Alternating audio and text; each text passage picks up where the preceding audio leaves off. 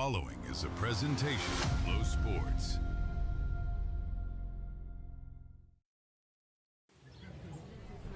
Amidst the hills of the eastern ridges and lowlands region of Wisconsin lies one of its greatest treasures. On the north side of a small village, carved into a natural amphitheater, sits Slinger Super Speedway. Since 1948, these hills have been echoing the sounds of drivers past and present. Bush, Trickle, Shear, Kenza, and Bickle. For just one Tuesday night in July, these hills and the small village of Slinger come alive. The best that short track racing has to offer descends on this tiny village.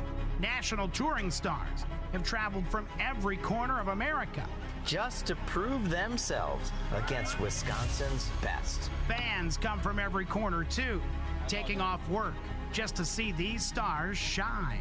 The parking lots full with stories of past memories, champions, and heartbreak. The grandstand filled with blankets as far as the eye can see.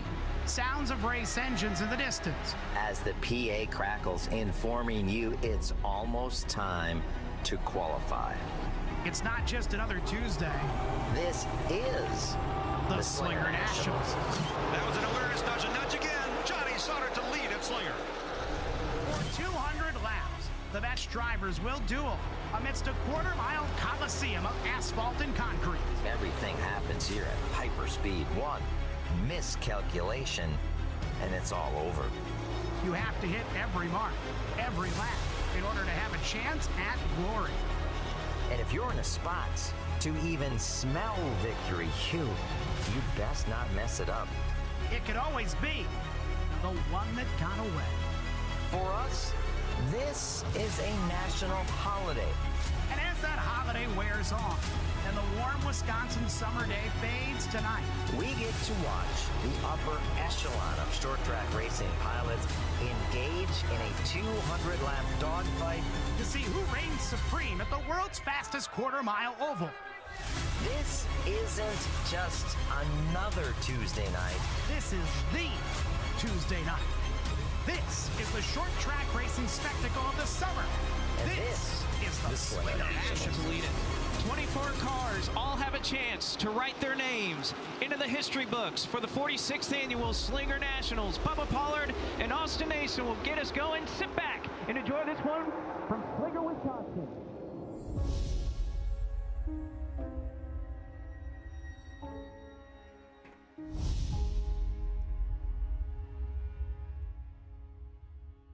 For the 47th time, Super Late Model Racing's best have gathered again to partake in one of July's great racing traditions, all in pursuit of their chance at history and capturing the coveted Larry Degens Memorial Trophy. It's the Cobblestone Hotel Slinger Nationals, presented by Lynch Buick GMC of West Bend here at Slinger Super Speedway. And so happy that you can be joining us here from Slinger, Wisconsin this evening. Blake McCandless, Jim Trado. We'll have Bob Dillner covering everything down trackside. And Jim, I think I go back to what Steve Apel said to me last year before this race, is that everybody here at Slinger, sometimes they just race for this one night, and well, it's here. He's a six-time track champion in the Super Late Models, yet he has yet to win. After many, many tries, he's yet to win the Slinger Nationals. It is a goal for every Wisconsin short track racer and fan to be here. I've been here since the late 1980s, and I can't tell you how excited we are to bring this to you on FloRacing. More importantly, we have the premier Super Late Model teams and drivers in the country joining us. It pays $20,000 to win. There's about $20,000 more lap money or more raised by the fans. I was about to say, I think an emphasis on the more. And these teams have been here for 2.5 days already. They came Sunday to practice. Yesterday was a practice day, followed by an awesome bracket challenge you might have seen here on our FloRacing coverage. And these cars are ready. They're poised. They're positioned based upon how they performed in the bracket challenge last evening, where one and only driver, the fastest of the bunch in the bracket rundown, Carson Brown, was able to cash $5,000. So there's a lot on the line. They mocked up yesterday with purpose. Now ready to go qualifying for real to lock in the field for tonight's Slinger Nationals. And speaking of being locked in the field, Carson Brown, he's the only driver that's locked into this field, courtesy of winning that bracket challenge yesterday. But the theme of the day, Jim, has been the weather. It has been upwards of about 95 degrees. And I tell you, I've been looking in the sky the last several hours. I haven't seen a single cloud yet. A big contrast to what we had a year ago, but it has been a hot one, uncharacteristically hot at this time of the year in Wisconsin. And I think the importance of yesterday comes to fore because we had that qualifying, the bracket challenge went into the evening hours. We had a 100-lap race following that, but in reality, these teams are here in the heat of the day. And last evening proved, while they were still in practice mode and still in getting their lap down mode, that was important to be on the track late afternoon because today is hotter, but that also helps them replicate the time of day for how their car may feel and react on this very hot, sun-baked racetrack. And as far as the procedures for today, again, super late model qualifying, the qualifying order set by that bracket challenge yesterday will lock in the top 16 on times. Then we'll have a last chance qualifier a little bit later on for the super late models. Also, the late models joining us today. They have 40 laps to go here on Slinger Nationals night. And then, of course, as we mentioned, the qualifying race after our pre-race ceremonies, 40 laps, and then, of course, the 200-lap 47th annual Slinger Nationals. Again, a race that is back for the 47th time, but not the 47th time it's been a single event. There was a long era before this when it was multiple events, multiple tracks even. Yes, there was up to 4 races. The overall performance of 4 races determined the champion. We are now, since 2000, determining a champion on a single race night here at Slinger Super Speedway, 35 miles north and west of downtown Milwaukee. It's a great place. It's opened in 1948 as a dirt track. Didn't pave to the early 70s. It's a quarter mile. That's high bank, baby. We're talking as banked as Bristol. I believe Dick Trickle, Mark Martin, you name it. They all say this is a half-size Bristol Motor Speedway. It's got some character. Hasn't been repaved in about 30 years, and it's really a neat place. If you can find a way to get to this joint, they call themselves the world's fastest quarter-mile racetrack. And again, we have stars from all over the motorsports world coming into Slinger tonight to contest it. How about a NASCAR Cup Series star that's standing by with our very own Bob Dillner? What's going on, Bob? Yeah, this guy is very excited to be here, guys. Carson Hocevar, NASCAR Cup Series winner this year. And you come back to your roots, and I know how much you love this, but how much do you love Slinger Super Speedway? Well, it doesn't love me. I know that for sure. But, no, I don't know. I didn't think we were very good. And then we put a set of tires on, and we were 4th.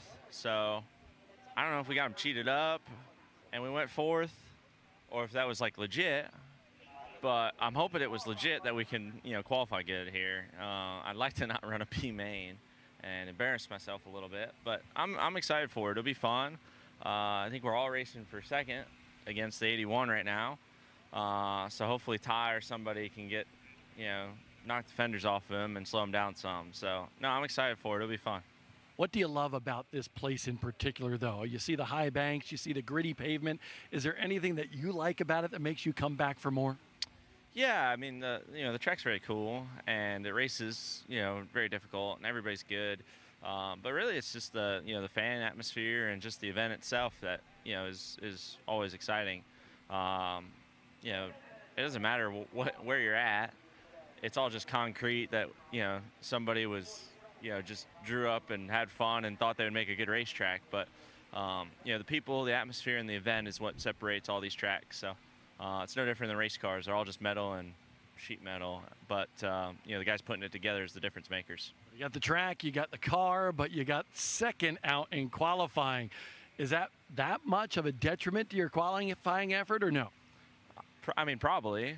If it goes good, I exceeded expectations, and if it goes bad, I already got a built-in excuse for it. So it works out. But no, we'll see how it goes. Yeah, I mean, I have no idea. I mean, the sun, there's not a cloud in the sky, so I don't think it's going to get that much cooler from start to finish of qualifying. But I could be wrong. Stay hydrated, stay cool, bud. And I appreciate it. All right, Carson Hocevar, nice to see him down here with us. He'll attempt to qualify his number 77 machine here in just a little while at Slinger. It'll be his 3rd attempt here at Slinger to make the Slinger Nationals field. His first 2 efforts, suspension damage in 2020. They landed on top of Steve Doerr's car and knocked him out in 19th here in 2021. Came back in 2022 and did not qualify. The equipment he's in today is the same equipment that Tristan McKee's been racing all year in super late models under the Spire Motorsports banner. It's fielded by Richie Waters, a Wisconsin native who's got a lot of success in NASCAR and in the ARCA Menard Series and as well as in the Truck Series. He's actually been spearheading this Tristan McKee effort, and they've added Carson Hocevar, for the 2nd time this year. He raced with them as teammates back at the World Series of Asphalt Stock Car Racing in February during Speed Weeks. Yeah, and we'll see how those teammates do. Again, Tristan McKee and Carson Hocevar, as well as the rest of the drivers in this field that have to tackle this very difficult, very unique quarter mile that they call the world's fastest quarter mile. We could take a look around it, and man, you could just see the character that you were talking about earlier, all those bumps. You see the resin that's been laid down. Again, that was laid down a couple of days ago, applied to this racetrack to make it a little more multi-groove. And man, just even that backstretch. Look how banked that back straightaway is. It just every time I see it. And getting to turn 3 matters the most because you need to be in position inside of a car off of turn number 4. Yes, the pay line is straight ahead on the front stretch, but it balances out on the right-hand side of turn 4. That's a tricky spot if you get too high. The most banking actually in this whole racetrack is in turn 2, but when you hit the banking in turn 1, it's just like your favorite roller coaster at Cedar Point. You get that good. You get sucked down in the seat. That's how much the G's tear you through turns 1 and 2 here. And again, it's not the first bit of racing action that we've seen throughout the course of this weekend. Again, a lot happening yesterday as a part of this entire, well, it's a weekend, but 3-a-day event, if you want to call it that, here at the Slinger Nationals. Again, it started with a new innovative idea. Everybody here, the track promoters here at Slinger Super Speedway, said, how can we make a unique qualifying format to set the qualifying order for today? Instead of drawing out some beer cans, they came up with this bracket challenge, and boy, we saw some big moments as they were qualifying in the heat of the day yesterday. Billy Braun gave us some exciting things to watch, and Carson Brown was lights out on the stopwatch. We have multiple rounds in the rundown, so the top 32 in practice speeds were all seated. 1 against 32, 2 against 31, and we went through the entire bracket schedule.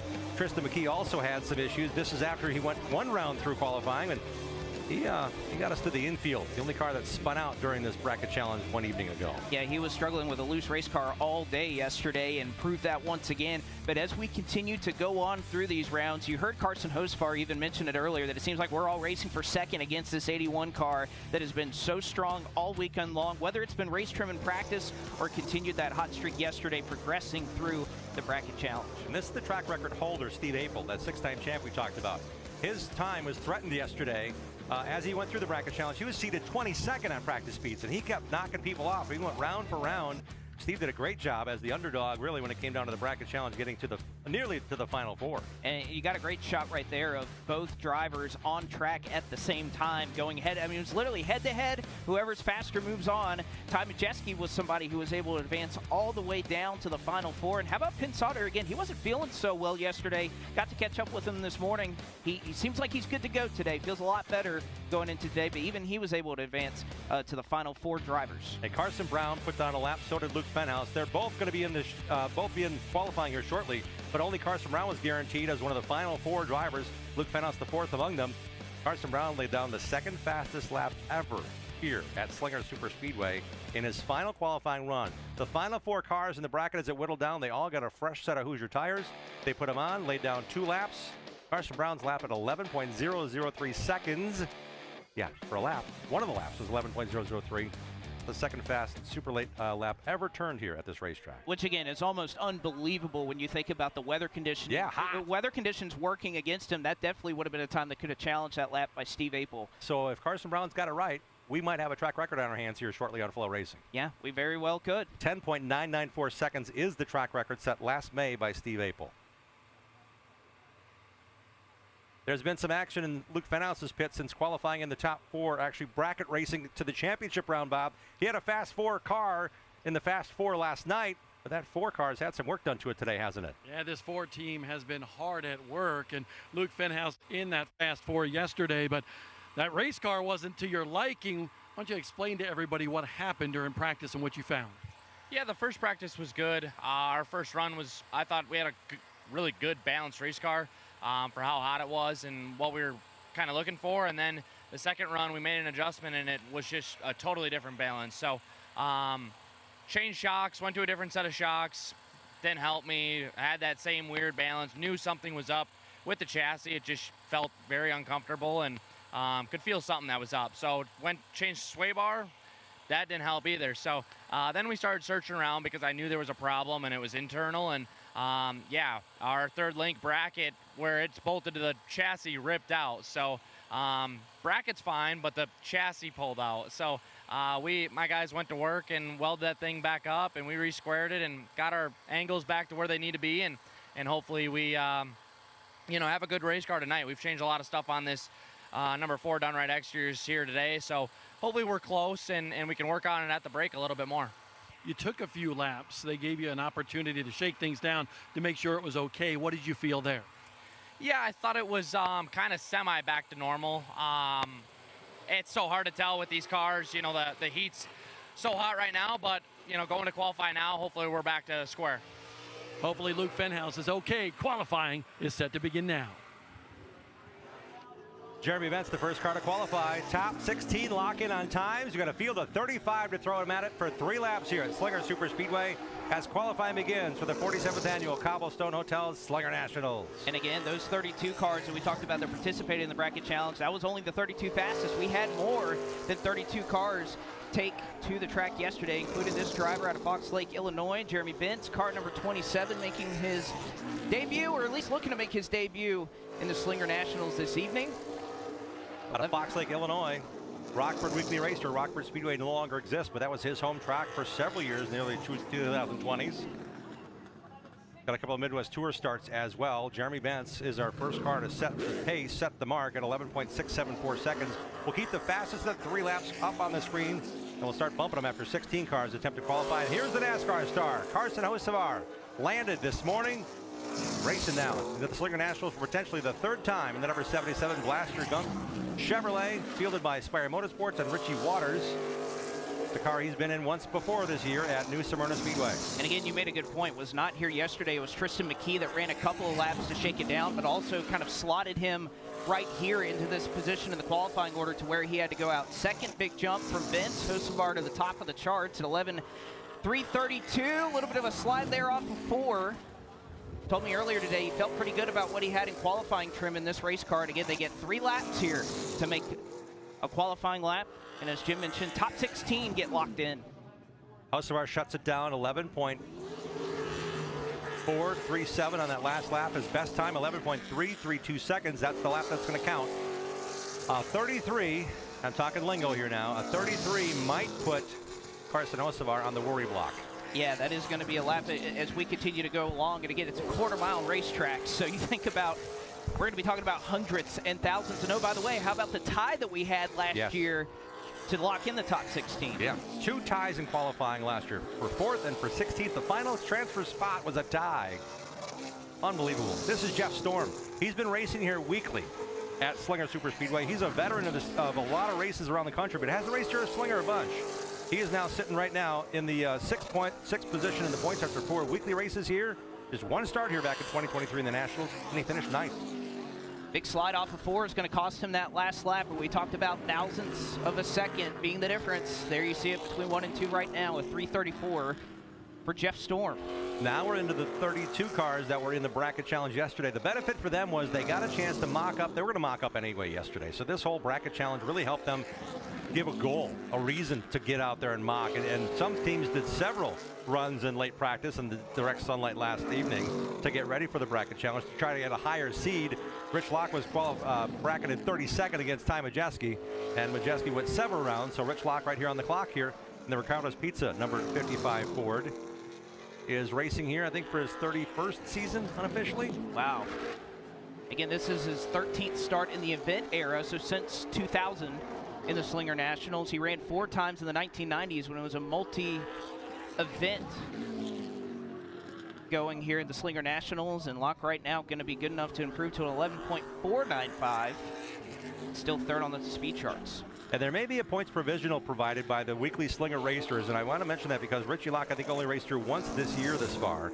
And actually take that back. He actually raced in all 4 events. He finished 11th. He's 11th in points right now. Leva, that might be a factor in how he gets his way into the Slinger Nationals if not able to race through the last chance qualifier. Leva Vandergeest has raced here in prior years on weeks and Sunday nights before the Nationals. Not this year. Leva Vandergeest is committed to racing full-time in the ASA Midwest Tour, trying to make his 5th straight Slinger Nationals here tonight in car number 23. Again, he's somebody that when it comes to qualifying, he's never started outside the top 5 when it comes to the history of this race. So Vandergeest right now looking to try and jump up into the top three, or he's into the top 3 right now. He's just 100th of a second, but unfortunately we've seen a lot of these cars, they go fastest on their 1st or 2nd lap. 3rd lap usually they're not going to find any more speed. Vandergeest unable to do so. I'm glad you mentioned that about Levon starting in the top 5, 6, 7 positions. After qualifying, whoa, hang on there, Nick Neary. What did he get into it all? It splashed up on the racetrack. Was it chalk or water? Couldn't tell there. There will be an invert after qualifying. The fast qualifier likely will not start in the front row in the feature. Don't know what the number is, but they may invert any number of cars. Levon qualified in that top group the last several years, so good job by his family-run team. Nick Neary out of Palmetto, Florida, trying to make his first Slinger Nationals. Ran the Masters of the Pros at Owasso Speedway in 2024. He won at Auburndale last year in a 154 lapper in a super late in his home state. That's going to be 4th fastest for Nick Neary. You have a lot of drivers with sporting the same numbers, including this driver who out of Wales, Wisconsin. This is Billy Braun. He was the highlight show yesterday. He was sliding all over the place. And today he did it in practice, again, didn't he? Yeah, even today in practice, again, this car was very, very free, which we talked about is more difficult to handle here at Slinger than perhaps anywhere. 18-year-old Billy Braun out of Wales, Wisconsin, trying to make his Slinger Nationals debut here. He has an older brother, RJ Braun. We'll see try to qualify his number 92. Billy is actually, I'm sorry, he raced last year, the 12th in his first Slinger Nationals. This is his second attempt now, as he's now, I think, just 2+ years into super lates. Oh man, you can even see just through the corner right there how much that car is turning for him. Doesn't have to do a whole lot of work to do it. 11.429. Again, only a thousandth off of that 4th spot. So this qualifying order through the bracket challenge ultimately was seated on speeds achieved in the bracket challenge last night. So we locked in the top 32 on speeds, put them up head to head. Richie Bickle Jr., a 4-time Slinger Nationals champion, was locked in here. He is our next qualifier in a car that he has raced on occasion. It's a new chassis though. And at 65 years young, he's been out of retirement now for at least a couple weeks. He won a race at Grundy County Speedway a couple weeks back in his other car. 4-time winner. This is his 20th start in the event era of this race. And so far, good for 4th. Haven't seen a single car go fastest on their 3rd lap. We mentioned multiple races to determine the champion years before 2000. This is Richie Bickle's 63rd Slinger Nationals race to attempt. Wow. Whether it be twin features or features that happened at Madison International Speedway in June and July, came back to Slinger and they ran 2 races in July. There was a lot of different formats over the time, but in counting every race that said it's a Slinger Nationals feature event, this will be number 63 for Bickle. I love that shot from our turn 2 camera. You can see them drop down into the bowl, as you like to describe it. I love saying that.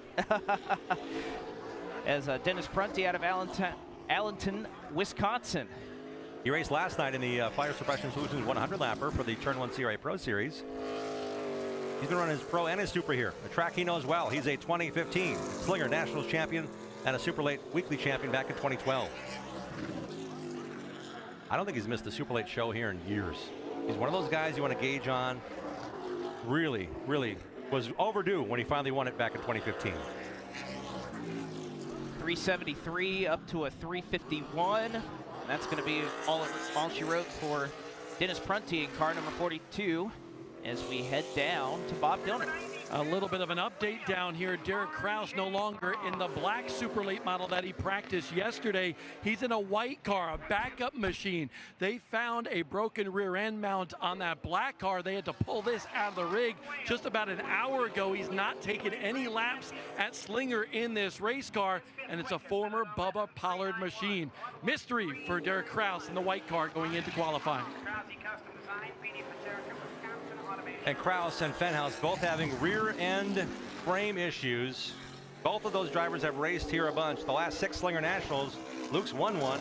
Derek Kraus has 4 top 5 finishes here in the Slinger Nationals. Both of those teams, after practice yesterday, that's proving to us just the sheer pounding of this racetrack, the G loads, all of that going to affect both cars having issues for the primary mounts for Fenhouse and now Kraus. Again, we're in an era of motorsports where it's not often man against machine, but Slinger is definitely one of those tracks that theme continues to hold true. It's tough on these teams with the speeds that they're ripping around here. Again, you're going in a quarter mile, you're finishing in 11.3 seconds. We may see a time into the 10.9s if we get in track record territory. Brad Miller's at 3 consecutive years. He was the track champion here. He also was awarded the 2024 Slinger Nationals Championship after Andrew Morrissey was disqualified. But a win is a win for Brad, who is now in his, let me look at the numbers here. Hang on. This is his 33rd Slinger Nationals feature event. My goodness. Yeah, I know. Way back in the 90s for Bradley. And not a bad lap there for Miller, 3rd quickest. Again, he finds 0.003 of a second. He's at the top of the charts right now in a tie with Carson Hocevar.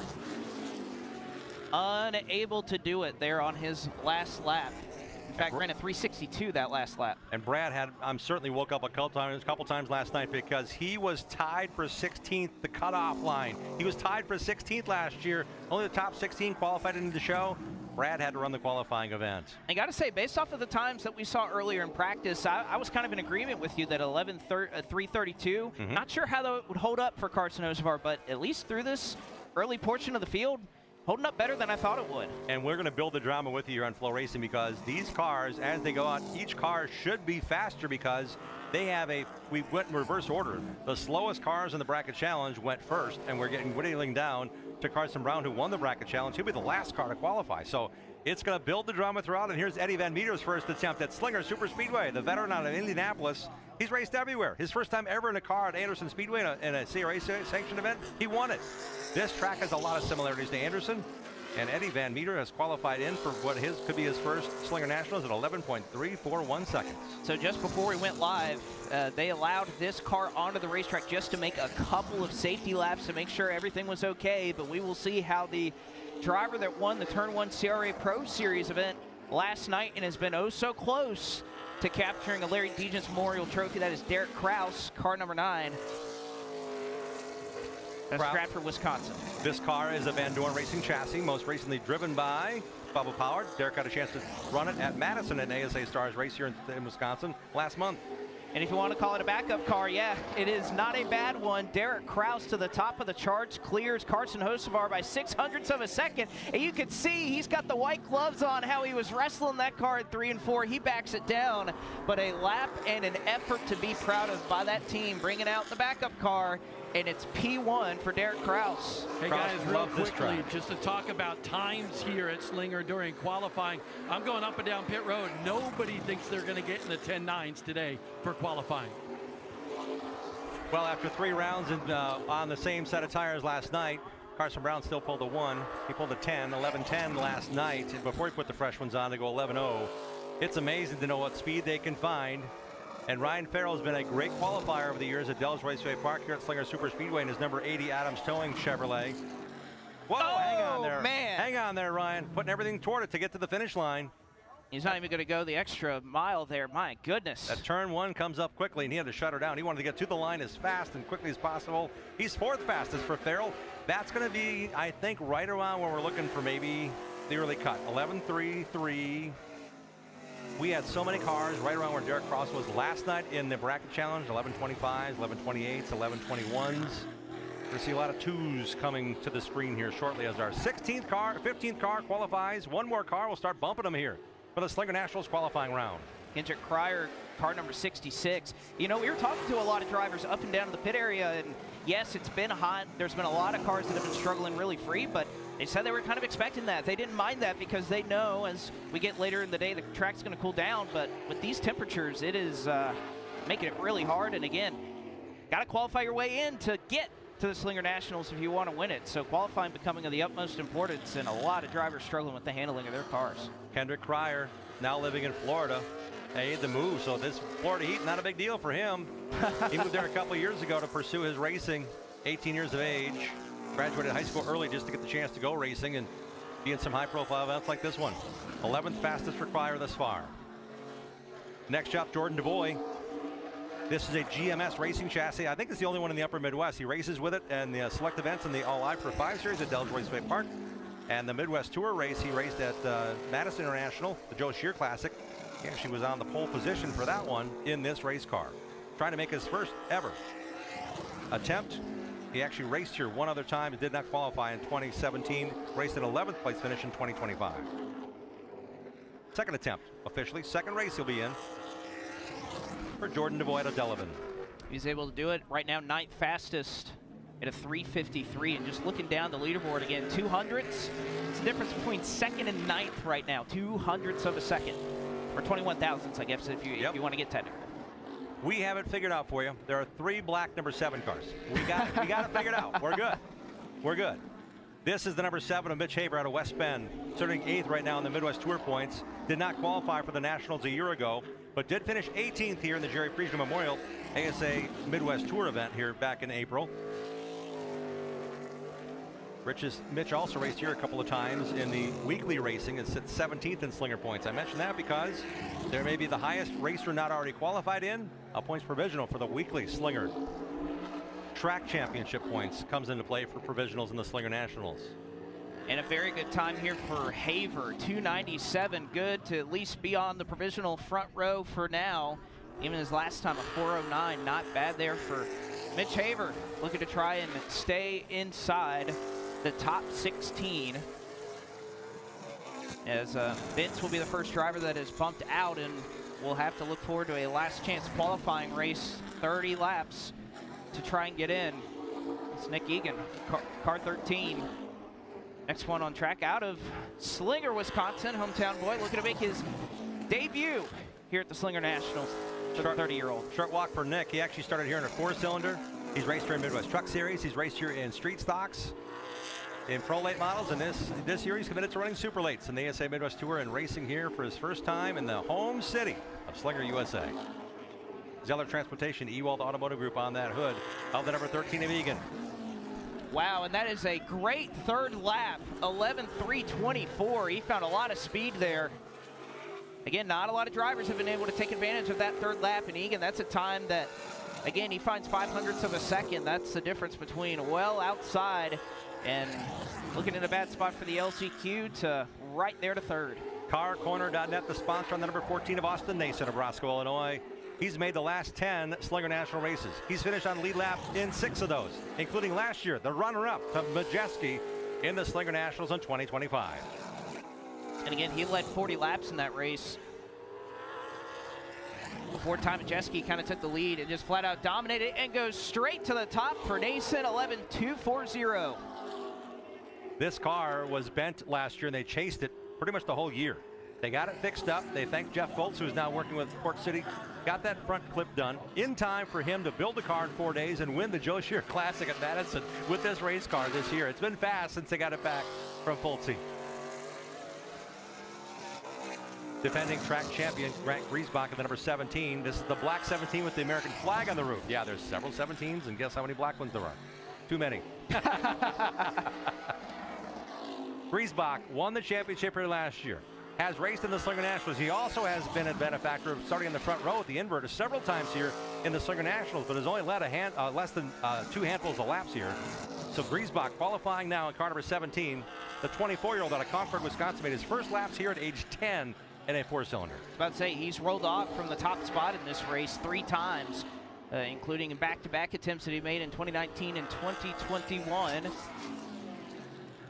But right now, just able to stay ahead of that bubble spot. Right now, 14th fastest for Griesbach. And we're going to keep this on the left-hand side of our FloRacing screens to note who's in, who's out, and check out the times that begin with 11.2 something, 11.3 something, and there's a whole lot of ones in the green that are 11.3 something that might be in jeopardy right about now, as Cody King had a great run through the bracket challenge last night. Clear Lake, Iowa, the hometown for this kid, 17 years of age, trying to make his first Slinger Nationals. Cody ran last year in the ASA Midwest Tour. So a lot of upper Midwest tracks. And that's a great opening lap. A 3:20 for lap 1, already 4th fastest. Fortunately, he actually loses a little bit of speed there on lap 2. Smooth looking lap number 3 there for Cody King. He does improve, but he stays in 4th for now. So Dennis Prunty is on the bubble right now. No, Rich Bickle, excuse me, is on the bubble. Another Slinger Nationals former champion. Here comes Jesse Bernhagen. Car number 28, a late model champion here, racing in super late models. There's Richie watching. He's on the bubble. We're going to keep the camera on the drama. And Bickle knows what's ahead of him. If he's able to stay in the field, he's got a chance to race yet another time here at Slinger. but it may be in jeopardy as faster cars in the bracket challenge are yet to come, as we're now just halfway through the field. Jesse Bernhagen out of Markesan, Wisconsin, a middle school principal by day, a racer in late models and supers with his dad and a handful of friends. They have great success here. They just won a feature this past Saturday night in their late model at Dells Raceway Park. And it looks like that time is going to hold up for Bernhagen at 3:14. Can he find another couple thousandths to get a spot? And looks like he is not able to do this. He'll have to race his way through to make his third straight Slinger Nationals field. Another two-time Slinger Super Speedway track champion, Alex Prunty, hits the racetrack, and that Paul Riley Paul Riley Company number 11. He has yet to win the Slinger Nationals, but he has been in contention a lot here. He is sitting second in points right now. He's a two-time late model, two-time super late champion, and this is his 11th straight Slinger Nationals attempt with a best finish of 7th. I love seeing the challenges these drivers had. In fact, I just got a text, I'm not going to name who, but driver that went out in qualifying already just sent me something that said, this track is as slick as I've ever seen it. Wow. At Slinger Speedway, Super Speedway right now. Temperature's baking on a 90-degree day. Yeah. Yeah, no sunshine. And Prunty has been here on several Sunday afternoons and Sunday evenings over a decade now, trying to make his way into the field. 11:232 is going to be the fastest time so far for Prunty. So now we're pushing down. You can see just the color. It's almost like the color of the shade of the faces of these drivers. Black's good. White, you might get a little pale. Green, you're looking a little green in the face and the gills. And if you're red in the face, that means you're in the LCQ if you don't have a provisional to go on, if you're 17th on back. Talk about a lot of favorites, and this driver is certainly making a case for himself right now. 2-1-4, top of the boards for Edgerton, Wisconsin's Casey Johnson. Casey's had some great runs here at the Slinger Nationals. 8 prior races. His average finish is 7th, all on a lead lap. This guy gets it done when he's here to race. 2nd, 3rd, 8th, and 5th in his last 4 attempts here. One to watch, Casey Johnson, 4-time and defending ASA Midwest Tour champion. Here comes the driver back to the Slinger Nationals for the first time since 2023. The one, the only Pinellas Park, Florida native that races super lates across the country. It's Stephen Nasse. Puts Jordan DeVoy on that cut line to try and stay in the top 16. Expect Nasse, though, his car has looked pretty good from what we've been able to watch in practice throughout this weekend. Trying to make his 6th attempt at the Slinger Nationals, and there you see on the right-hand side of your screen, Jordan DeVoy looking onwards. Nasse's last attempt here was in 2024. He finished 12th, 3 top 10s overall. Let's see what he does here in qualifying. Steven told us yesterday on our FloRacing coverage, I'm not a qualifier, so whatever I get, I get. We'll see what he has to do here to get in the top 16. Not so bad so far. 5th fastest for Stephen Nasse at a 293. Unable to beat that his last go around. And you watched it live. Jordan DeVoy knowing that he's got a little bit of work ahead of him to start the 47th annual Slinger Nationals. Okay, I'm going to call it now. Nasse will be on the bubble as we're getting faster race cars. I'm calling it now. Nasse's going to have to worry about this. He's going to be a little green in the face, I think, in a little while here. As we now find the 15-year-old phenom, Tristan McKee, taking laps here. Just his 2nd trip here to Slinger Super Speedway. Raced here in the ASA Stars race on Father's Day. This is full-time drive in that series, but this is a track and a beast that he's not been able to conquer here tonight. He's been leading a ton of laps in ARCA, led a bunch of laps in his most recent super late start, but this kid has been trying to figure out this racetrack this weekend. Not been really to his liking, has it? 277 there for Tristan McKee. Again, you made the mention. I spoke with Tristan earlier today, and yeah, they were looking for a lot more out of their race car. They made a ton of laps in practice earlier today trying to go to work on it.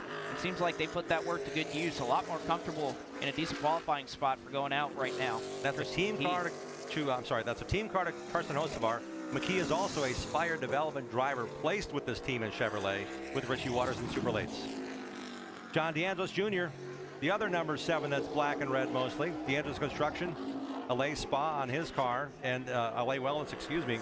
Johnny D has been in contention to win a bunch of good races. Big races, including the last 12 Slinger Nationals. 5 lead lap finishes for him. But I'm telling you, if there's a driver to watch that has good speed, great speed, and good equipment and a part-time basis in Super Lates in Wisconsin, Johnny D fits the bill for a driver that could be an upset to win tonight. Upset to some, his best finish 3rd in this race back in 2019. It looks like he got a little bit loose on that last lap, but good for 5th so far, 2:70. Man, these times are close, and that is putting Van Meter right on that cut line again. That's separated by just 0.02 of a second between 16th and 17th right now. The track record holder is Steve Apel. He's on track now. The track record he set back in May of last year, 10.994 seconds. Carson Brown got close to that last evening. We'll see if Apel can do it here. The 6-time track champion is showing Billy Van Meter as the bubble driver, watching what he may have to do next. Billy's no longer going to be watching on the racetrack. He has been bumped from this field of 16 that lock in on time for the Slinger Nationals. That is courtesy of a lap for Steve Apel that was 12th fastest on his first lap at 3:24, 3:73. His second lap, and I think you hit the nail right on the head when you were talking about that lap for Nasty being close on the bubble. Seems like he's holding up right now, but I think Steve Apel going to be one of those cars that's really close. We've sent 29 out so far, so a little more than a handful left to make their lap. Here comes Andrew Morrissey. He won this race in 2024 at the checkered flag, but he was disqualified in post-race tech for a roof height infraction. Morrissey built this car from the ground up. He made his own chassis. Dave McCardle was the customer that said, hey, you know what, Andrew, let's go try to make this thing run. And they've been racing very well together. Top 5 finishes, including a 3rd place finish right here in the Slinger Nationals 1 year ago.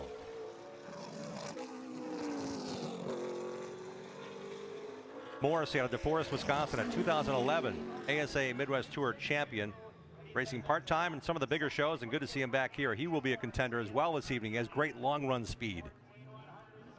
And Brad Miller gets bumped, courtesy of the lap from Morrissey, second fastest at a 2:28.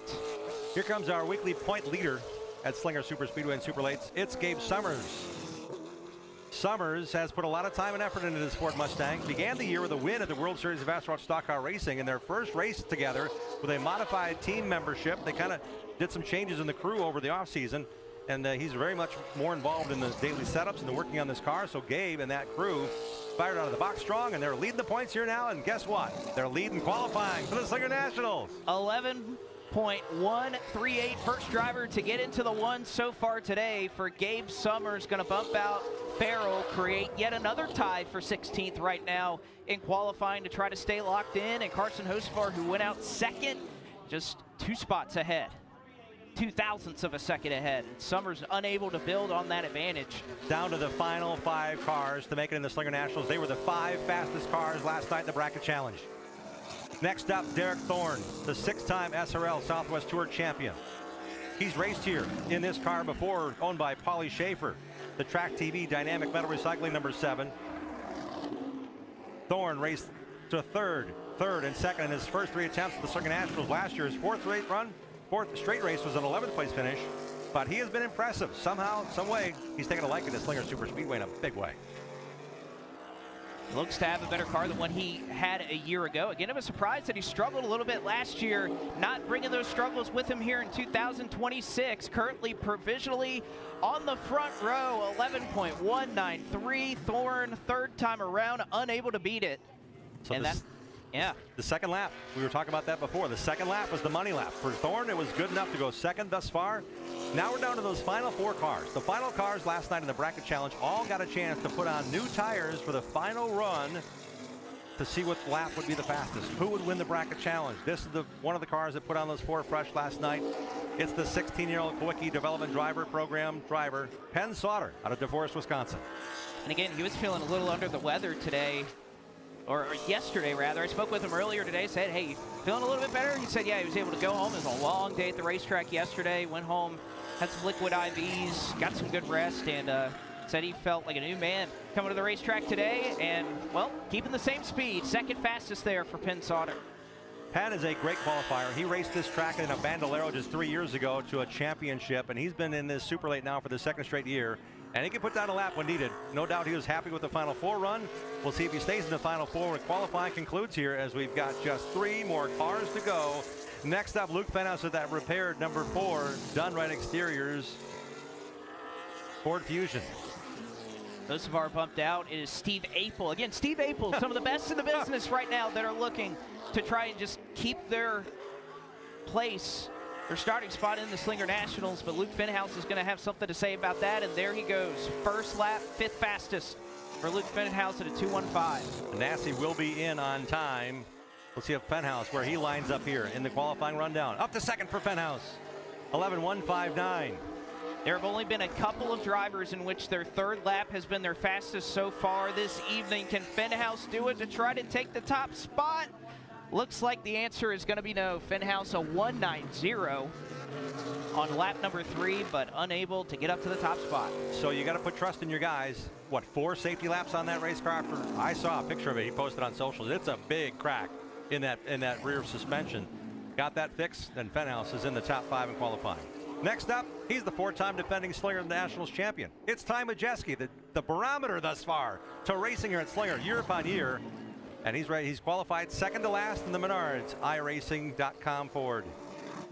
Looked really smooth through lap 1. 4th fastest for Majeski. That bumps out Egan beneath the cut line, and Majeski gonna call it quits after lap 2. There's gonna be a tie for the 3rd spot. 11.169, but Majeski gonna miss out on the top qualifying time. Hold on to both straps on that 6-point harness in your recliner, because you're in for a treat. 3 laps for Carson Brown, back to back to back. We may see a new track record. He was the 2nd fastest car ever at Slinger last night.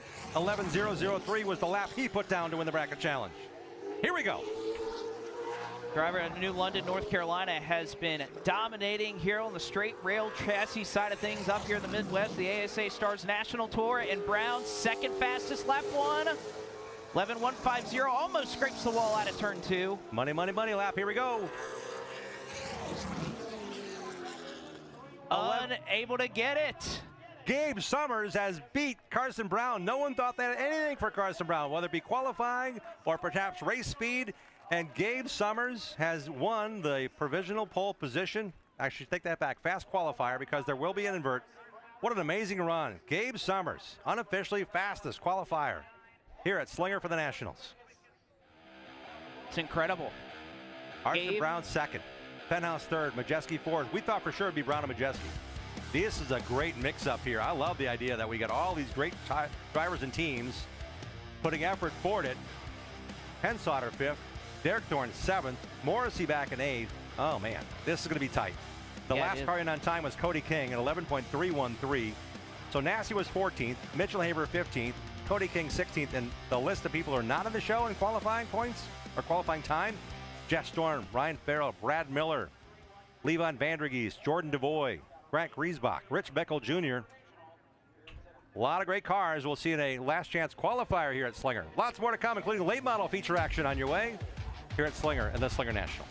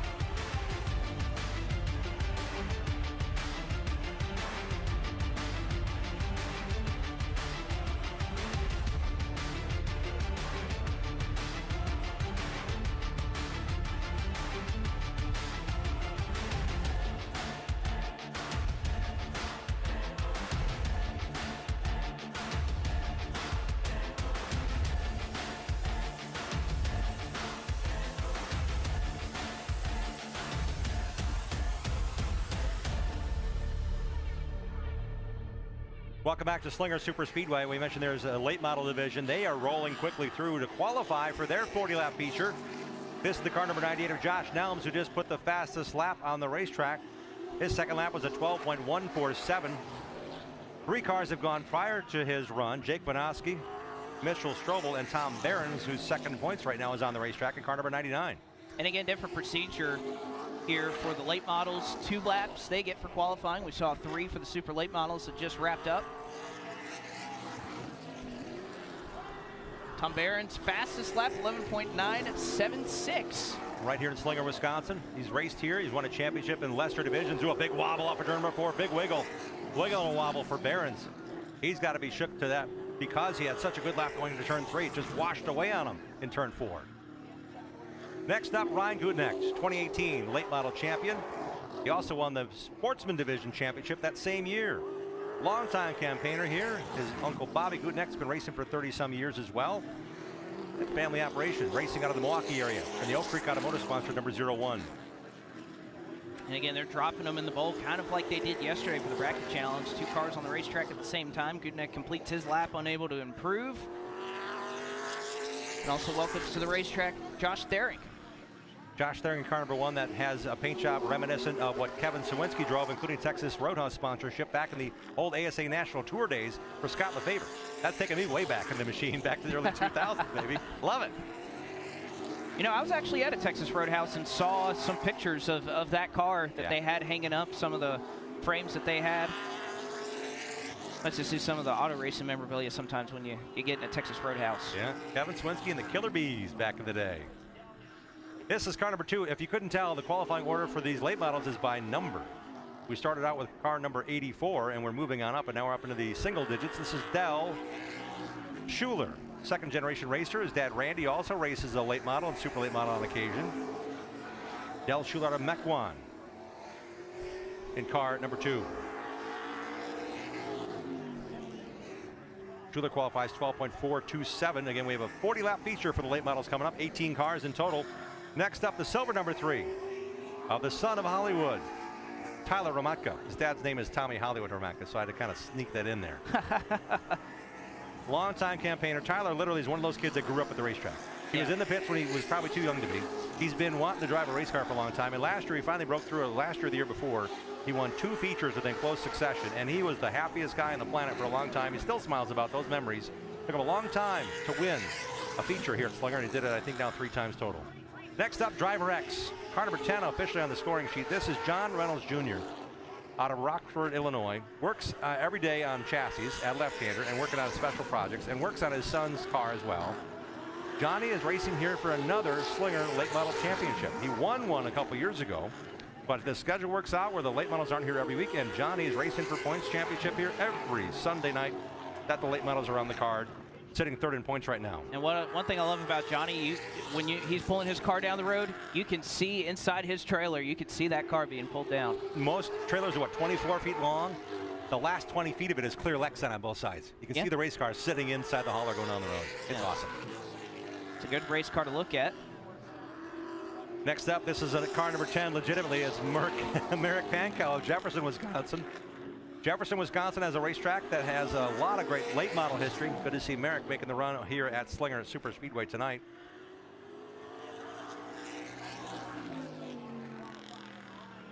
Pankow 9th, fastest 12.747. Next up, Ryan Wire. His grandfather raced here. His dad, his uncle raced here. Ryan actually began racing karts and went into Spec Miata racing and MX5 Cup racing before turning back to ovals. This is car number 12 for a great racing family. Love talking to these guys. They're so passionate about it. They do a lot of their own work. They have their own heating and air conditioning business, and they put a lot of effort towards this racing, and he's a great spokesman for the many sponsors he has out of Hubertus, Wisconsin. And doing a good job on the speed charts as well. Started 3rd fastest there for that racing family, and Ryan Wire. Zach Riddle, he's the man. I think I've been here for about 9 late model races in the last couple of years. I think Zach has won 8 of those. Unbelievably good here at Slinger Super Speedway. And he's back racing here weekly for points. The closing of Rockford Speedway and the schedule where he races primarily at Madison International Speedway on Friday nights matches up perfectly for him to race here on Sundays for a championship. And he's on top of the board now. 11.870 for Zach Riddle. Again, they're rolling along quick. Not too many drivers left to make time, including this driver, Mitch Delcamp, 7th fastest in that 16 car out of Jefferson, Wisconsin. Another great family. They've been involved in racing for years. Team 16 has had several drivers, but not a family member named Delkamp in a long time. Mitch spins it out on the front stretch. And how would you like to be Evan Hassler, who's also on the racetrack right now? He's driving by. He's trying to make a qualifying lap, and he sees a car sitting in the infield that's spun out. And now we're checking to see the flag man if his laps are counting. Yes, they are. We continue qualifying here with the number 30 of Evan Hassler. Won a feature this year here at Slinger, but he also was found to have a cell phone in his pocket in tech after the race, and they took the win away. Wow. Rules state you cannot have a cell phone on you or near you at the race, during the race or after the race through tech. Good kid. That family works hard on their racing as well. He's 5th right now in the point standings, even with that setback of getting placed at the last car running in that feature. And again, Delkamp, he spun, but he put down his fast lap before that. In fact, the lap he spun was almost his fast lap. He still almost had a faster lap to the line. He was only a couple hundred slower. Isn't that crazy? Here's our point leader for the late models. It's Zach Prunty. Yes, you'll hear the name Prunty a lot here at Slinger Super Speedway. His uncle Dennis is racing. His brother Alex is racing in the Supers. And this is Zach Prunty, car number 39, the All-Out Marine Toyota. Not on the entry list we were handed, but I know Zach would be here. I saw him at the driver's meeting.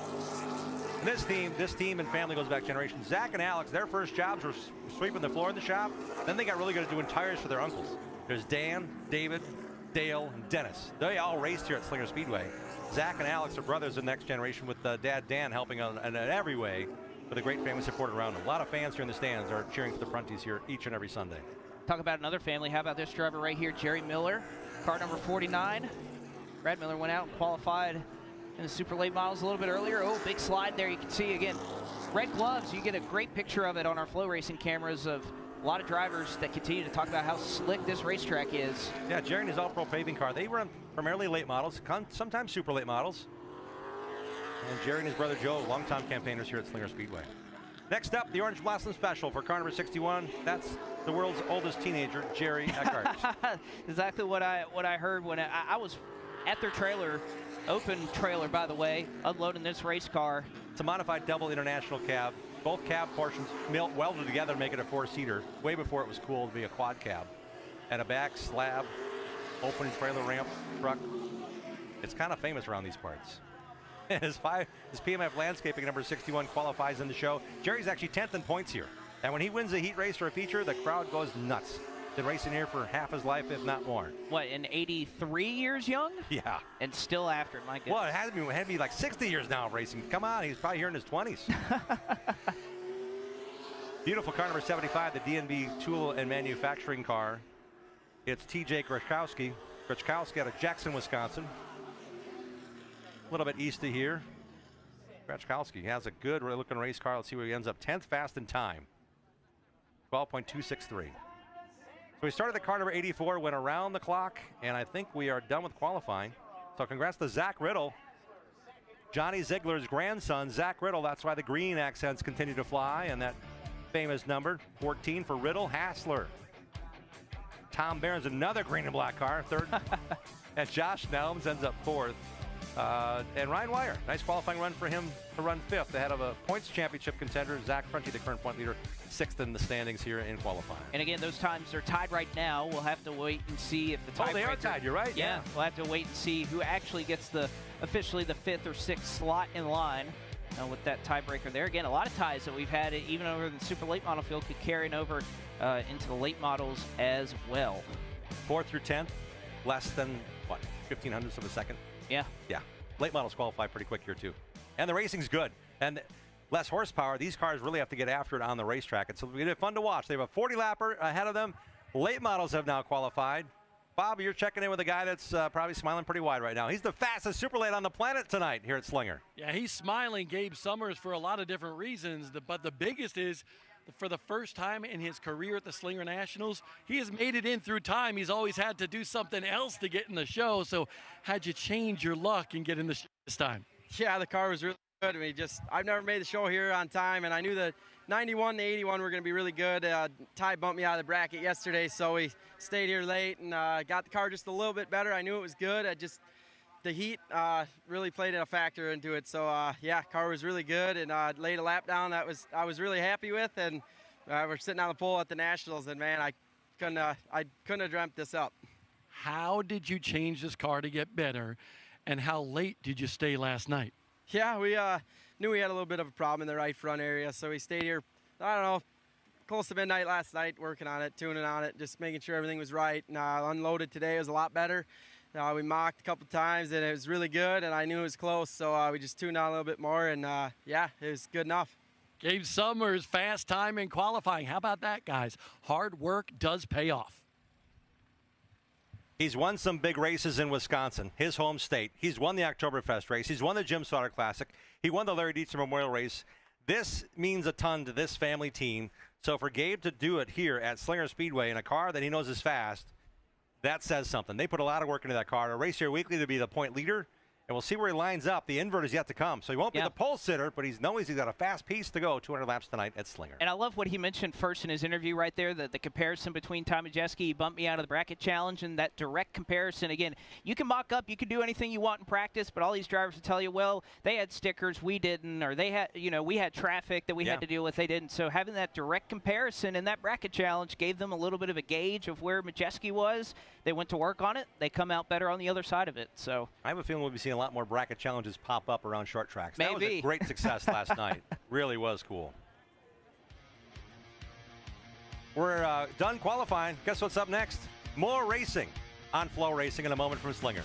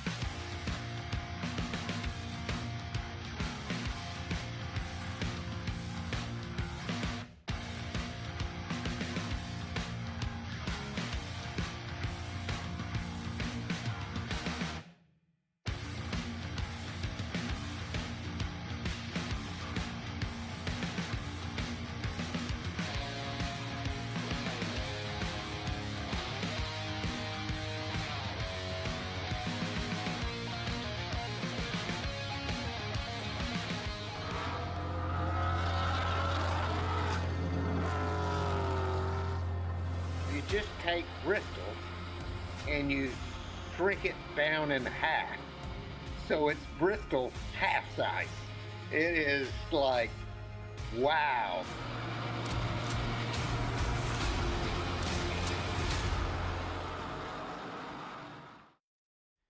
Back with you here at the 47th Annual Cobblestone Hotels Slinger Nationals, presented by Lynch Buick of West Bend.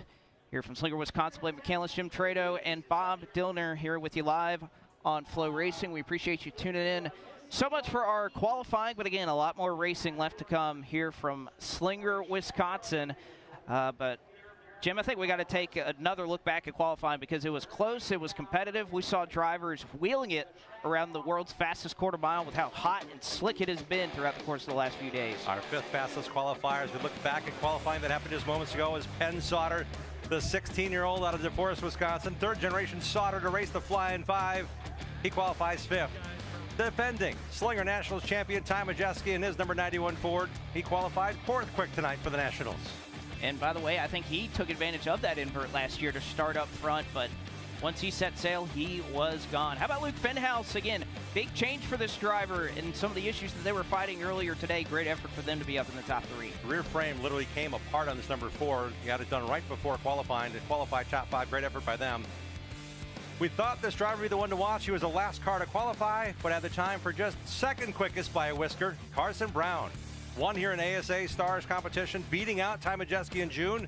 Had the fastest car last night, won the bracket challenge.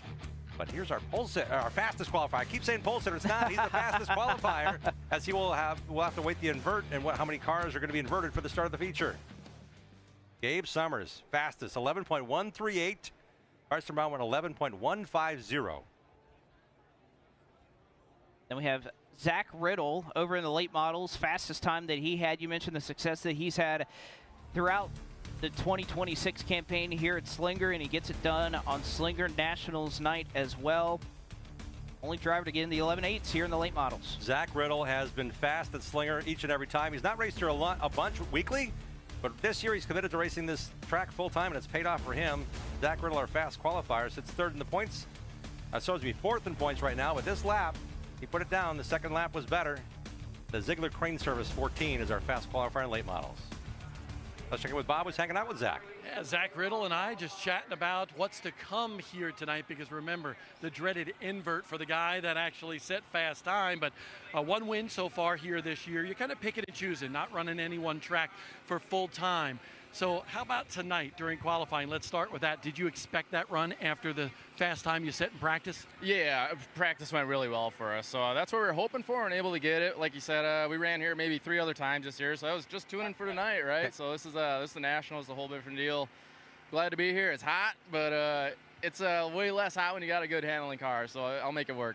This does not feel like Wisconsin for sure. It is hot and humid here today. Will that be a factor in the race in a little while? Oh, absolutely, but it'll be the same for everyone. We all have to deal with it. That's inside of the car, more importantly, outside of the car.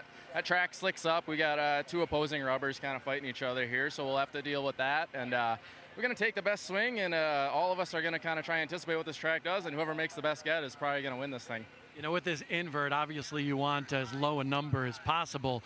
But at the same time, how difficult will it come through this field? Will it be to come through this field with some of the stiff competition here if you do start further back? Yeah, I just kind of expect to be back there with my dice rolling and wheel spinning skills and my luck. So we're going to start back there a ways, and the big thing is running out of time. I think we do have the quality of car to get up there. It's just a matter of enough time. I'm not positive on the laps. I think it was 40 or something, and 40 laps at Slinger, man, that's just a couple blinks. He's got a lot of skill on the racetrack, but we'll see how he is with that dice roll a little bit later on, guys.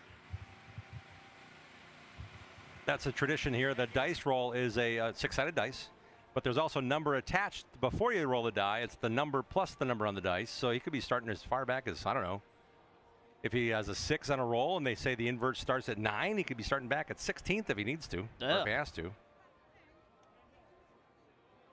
Want to make sure they race for it here in Wisconsin. Rarely does the fast guy start in the front row here at Slinger on a weekly basis. That's the Turn 1 suites from our friends at Lynch GMC, who are presenting this sponsorship of the Cobblestone Hotel Slinger Nationals. We'll be right back.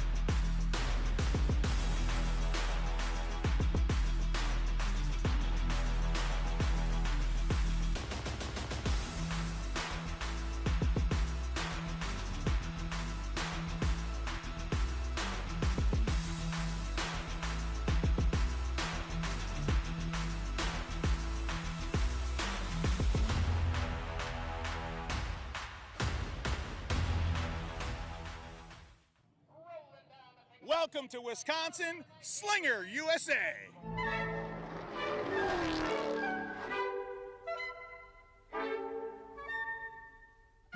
What town are we in right now? Slinger. What racetrack and what town are we in? Slinger, Wisconsin. Oh. We've got the tallest, youngest Dillner in the house. His first time at Slinger Speedway. What is the Slinger Nationals? It's basically a super late model race. It's 200 laps, and it's the best gather in Wisconsin. Slinger trivia. So when you were a kid, did you know what town you were in here? What's the name of the town here? Slinger. Slinger. Slinger and Hartford around here. And what are you trying to say? So did you know the original name of this town? I did not. Schlesingerville. Say it again. Schlesingen. Dang it, I messed it up. Come here. Vinny knows it. What is it? Schlesingerville. Schlesingerville. Can you say it? Later on, after a couple beers, that's how I would be saying it.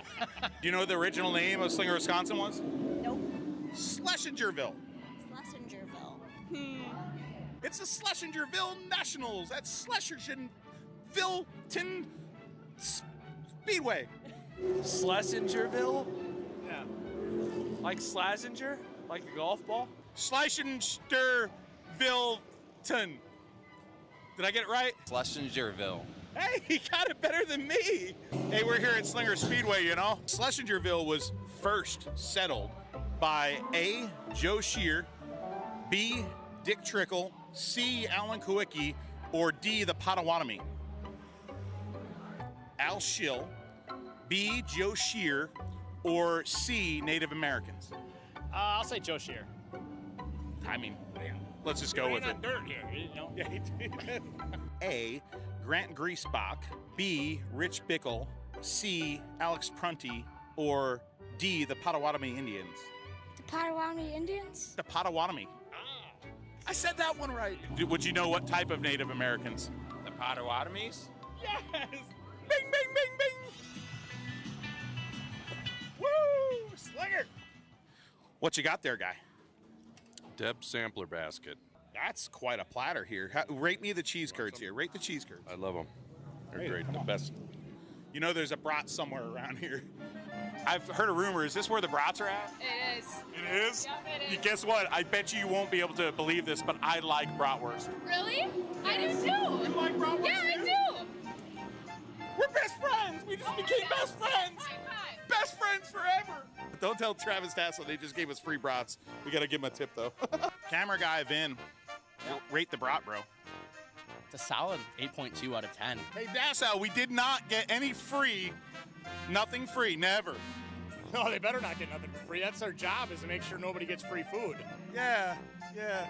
Let's run. Give us a good Wisconsin accent. Well, don't you know, up in the Polish country, we got to go down to the grocery store, but... Right here is the full history of Slinger Speedway from the Potawatomi, Christopher Columbus, and Lowell Bennett.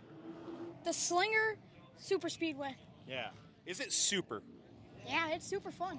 How super is the Super Speedway? Super banking, super fun. It's very super. A lot of super. No super modifieds, but there's super what? Super late models. Welcome to Schlesingerville for the Schlesingerville Nationals. Woo! All right. Do you like Slinger Nationals better? Yeah. Me too. It's super. Hey, that's it from Slinger USA. Sign them off. Wisconsin. Oh, see you next time, don't you know?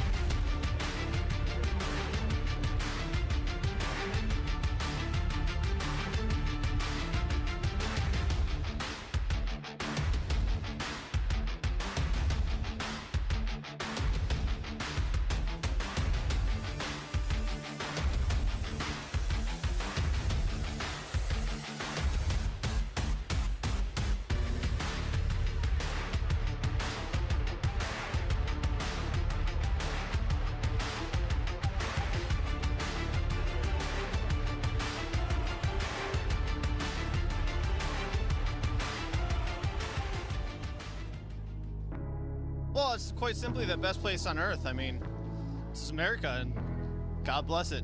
This is my home track. This is my Sunday home, but I've been at this track nonstop since 1969. Oh, it's historical. We've been here our whole lives, and every year we come back because it's so much fun. Just the energy of the event. I mean, you get guys from NASCAR backgrounds, from Ty Majeski, Derek Kraus, stuff like that. It just adds to the aura that is Wisconsin racing. And start celebrating the Slinger Nationals, the best short track race in all of the nation.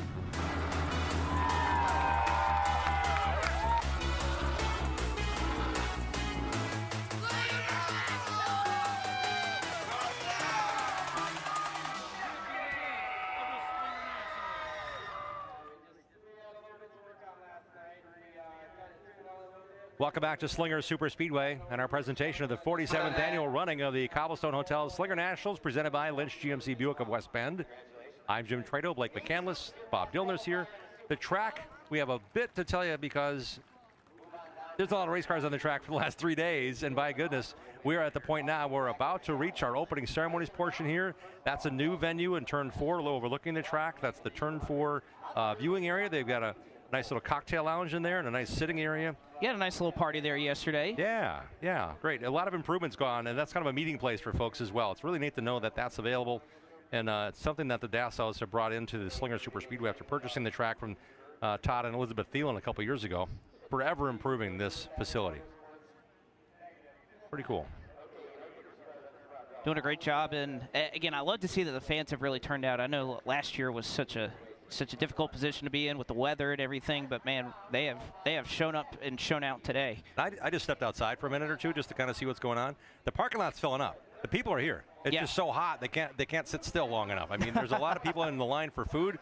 Not a lot of line in the bathroom area, so you got to keep hydrating everybody. But if you're watching this, please understand it's one of the hottest days that we've had this year.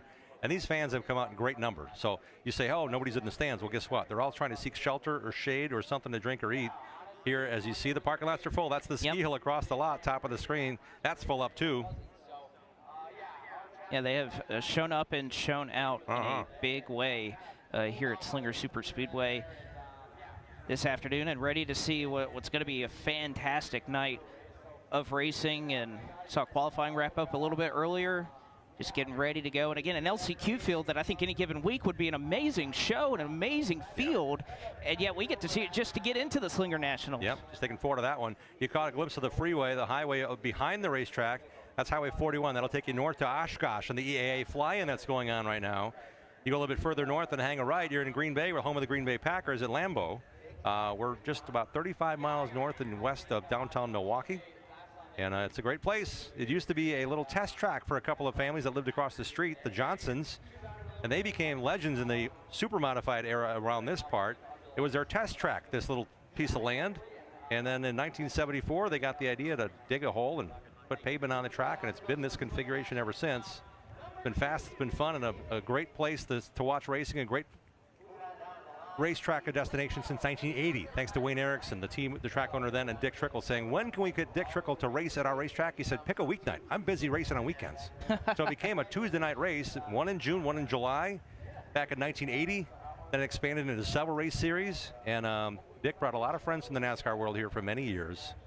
And it's really nice to know that this continues on with NASCAR stars Ty Majeski and Carson Osavar, among everything they're doing, and they're racing, are racing here tonight in super late models amongst the stellar field. Well, and especially Ty Majeski, you mentioned him, and again, he's a four-time winner of this race. He's looking to join, just two drivers in Matt Kenseth and Lowell Bennett that have won this race at least 5 times. And again, he's won snowball derbies. He's accomplished just about anything you could in super late models. But he told the Repave yesterday, as far as prestige, and especially for somebody like him that's from the state of Wisconsin, doesn't get any bigger than the Slinger Nationals. Let's head down for pre-race ceremonies for the Slinger Nationals. Sorry.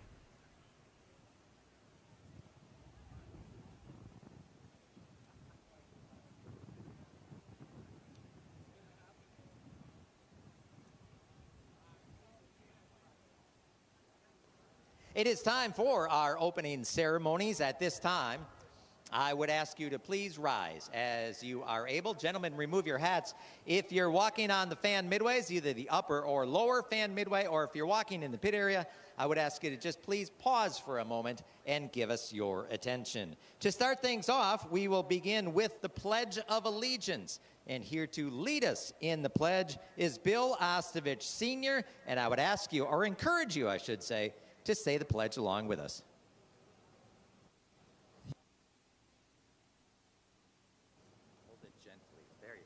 Yes, please say it along with me. I pledge allegiance to the flag of the United States of America and to the republic for which it stands, one nation, under God, indivisible, with liberty and justice for all. Thank you, Bill. I'm going to slide over here for our invocation, and as he has done for the last umpteen years, Father Dale Gruba will lead us in our invocation. Let us pray. Dick Trickle, who along with Wayne Erickson created the Slinger Nationals, was perhaps thinking about Slinger Speedway when he said, "It's like flying jet fighters in a gymnasium. It's all one corner out there, and it's pretty unreal. You're out of a corner and into the next as fast as I'm talking. And a million things can happen that you can't control. And another million things can happen that you should be able to control. Oh Lord, be with our drivers as they push their talents to the limits this evening. Amen." Thank you, Father Gruba. Please continue to stand for our national anthem, tonight sung by Melissa Mascari.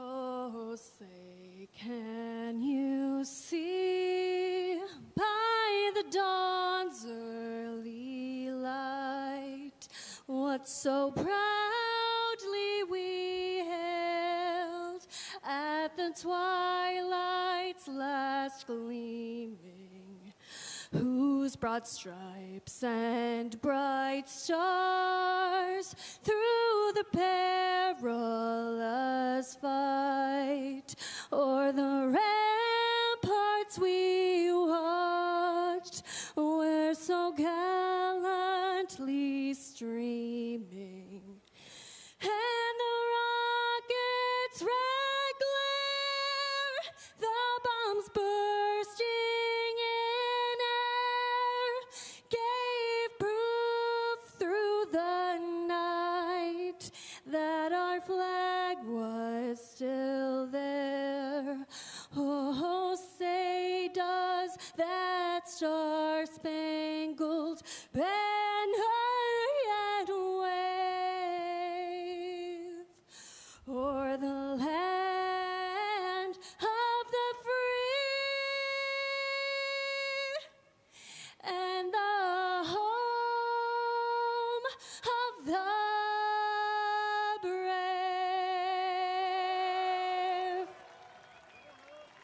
Melissa Mascari with our national anthem. I should also let you know that the American Legion of Allenton is presiding over tonight's color guard. Once again, welcome to the Slinger Super Speedway. The 47th annual Cobblestone Hotel Slinger Nationals are up next.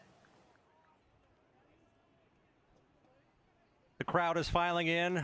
Perhaps they're sitting in their cars, getting a bit of air conditioning before heading down to their seats in what's the most anticipated race of the season here in Wisconsin. The Slinger Nationals on FloRacing continues here in a moment.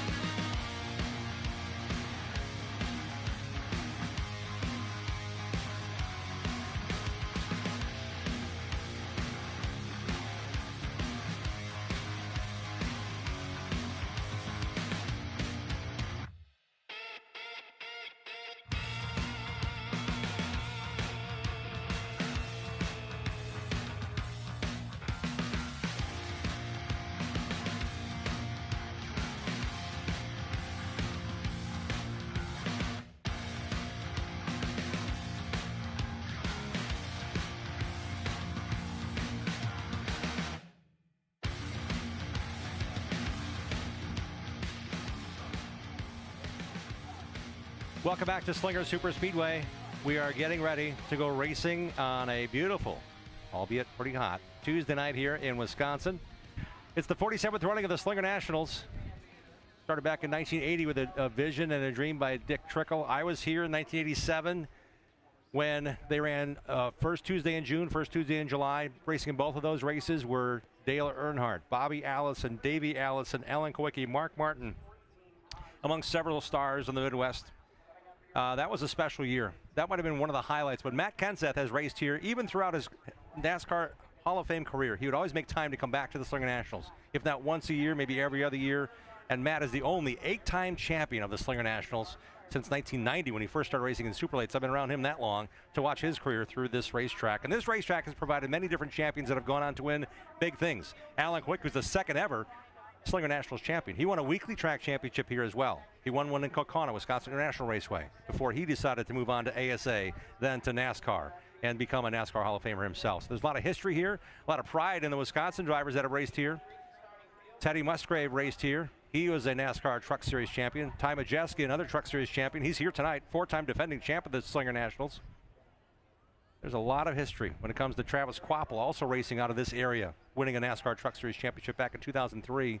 His sons Carson and Caden are doing okay right now when it comes to racing in the NASCAR, they're doing all right. the Cars Tour. You see a bunch of those guys on Flo.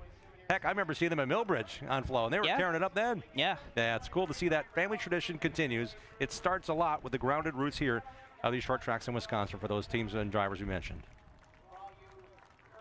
See all the fans that are continuing to file in. Again, a lot of them are still taking shade before we get rolling here with the LCQ and with the late model race to come up. They've got a 40 lapper for the super late models. It's 30 laps. Top four go on to participate in the Slinger Nationals. Had a few provisionals handed out as well before we get going for the super late model race. They will not participate in this LCQ.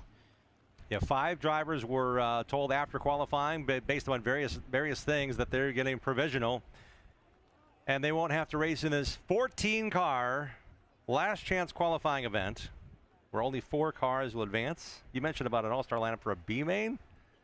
These guys have all done something right to get to this point. Steve Apel, 6-time Slinger champ. Nick Egan, former champion when it comes to the racing the street stock division here at Slinger. Jeff Storm, the 25 car. He won the Mid-American Championship back in '98. Levon Vandergeest, the youngest ever winner at Milwaukee and champion in the Midwest Truck Series back in 2019. Ryan Farrell's a Wisconsin Challenge Series champion. R.J. Braun has won the track championship here in car 92. Richie Bickle, he's only won this race 4 times. There's only been 87. This will be the 88th ever Slinger Nationals feature event. Richie's been announced 60, what did I say earlier? 60-some races. This will be his 63rd if he makes the show to go 200 laps. Although it's a big shift before. now. Yeah. We go for qualifying and how important that was. We saw the bracket challenge. We saw individual qualifying. Still see it is still 90 degrees here, so very, very hot. Again, it's hottest day of the year. Yeah, hottest day it of the feels year. like 120. It does, because it's the real feel is 98 officially. Thank you, producer Dan Parisi. But I stepped out. It feels like 120. Yeah. In the direct sunlight, the breeze is no longer breeze. It's a hairdryer on full blast. Not only that, we have the concession stand refreshment area. They are cooking their meats on the grill that is just behind us, which is great because we get to walk by it if we have to step out of the booth for a moment. It's great. You get the smell of it. It's great, but it's also I'm sure warm for them and everybody involved. But a big focus shift for these drivers that were worried all about qualifying pace. Now they have to come to this LCQ. They have only 30 laps, which, by the way, here at Slinger, 30 laps, you're looking at maybe a couple minutes if we go green. So not a lot of time to make it happen. A lot of pressure on these drivers, not only to get it right. Again, they don't have the speed in qualifying to make the top 16. So the top 16 plus the 5 provisionals we talked about, they're already getting ready to race the 200 lapper. These 14 cars have just missed qualifying by a whisker to lock in the top 16, and it is an all-star cast of drivers rolling down, dropping in the bowl, trying to make the race, trying to make the 20 grand to win Slinger Nationals tonight. And here's how they'll line up. Former late model champ here, Jesse Bernagel, will be on the front row inside in car 28. Nick Egan to his outside, trying to make his first ever Slinger Nationals. Steve April, the track record holder, to his outside, Jeff Storm, who's raced here weekly this year to try to make his way into the Slinger field. They are the 4 that are in. Ryan Farrell, Levon Vandergeest just behind them in row 3 are on the outside looking in. They got 30 laps to try and get up to the top 2 rows. Jordan DeVoy, again, he was quick. We'll see what he can do. RJ Braun as well, started for the 8th position. Rich Bickle, 4-time winner of the Slinger Nationals, has a lot of work to get it done. So does Kendrick Cryer, Billy Braun, and Nick Neri to make up your top 12 starters. Rich Locke was the 32nd quickest car. He was in the bracket challenge. He's had a little bit of struggle trying to find the speed, but Richie Locke's in the field tonight. He has to get his way forward quickly. One of the most popular, friendly guys you'll ever come across. Jeremy Bent's also trying to make his first Slinger Nationals. Just some great stories, great drivers, great families represented here. Rich Locke has raced in 20 Slinger National races, dating back to 1994. He'll start shotgun on the field on the inside. And again, I think a lot of these drivers, a lot of these teams, they probably anticipated, well, again, running hot laps here. Yep. Just getting them warmed up a little bit. In the drivers meeting this morning, race director Drew Kravik said, we're going to let you do a couple of warm-up laps, and this is because the car is set for a long time. Maybe these tires were used yesterday in practice. These are not the tires they need to race on. They don't have the penalty of having to put more laps, I don't believe, on these tires. Let's get some heat worked into the cars that have been haven't been on these tires. They qualified on 4 fresh Hoosier tires. And again, it's a little bit different. Again, asphalt racing, you don't see a whole lot of tracks that run hot laps. I know where I was an announcer at for the last several years, Ace Speedway. We were one of the few tracks in North Carolina that did this for every division, that you go out and give them a couple laps to warm up, try to save some equipment, not as much tire spin on the restarts and miss shifts, all those things. Gotta get a couple of pre-race snaps before you actually play the game. You know, just get it right in there and get ready. Make sure everything's good to go. All the gauges are right, belts are right, and we're going racing at Slinger Super Speedway. 20 lapper to figure out the next 4 cars to advance. The only 4 to advance. Happens right about 1 lap from now. Well, yeah, I thought they were going green too. I was excited. They fooled both of us. Hope you're excited too. This is a great place to come to. They race every Sunday night all summer long. This is the one and only Slinger Nationals coming to you live on Flow, and we're going racing with Bernhagen and Egan on the front row.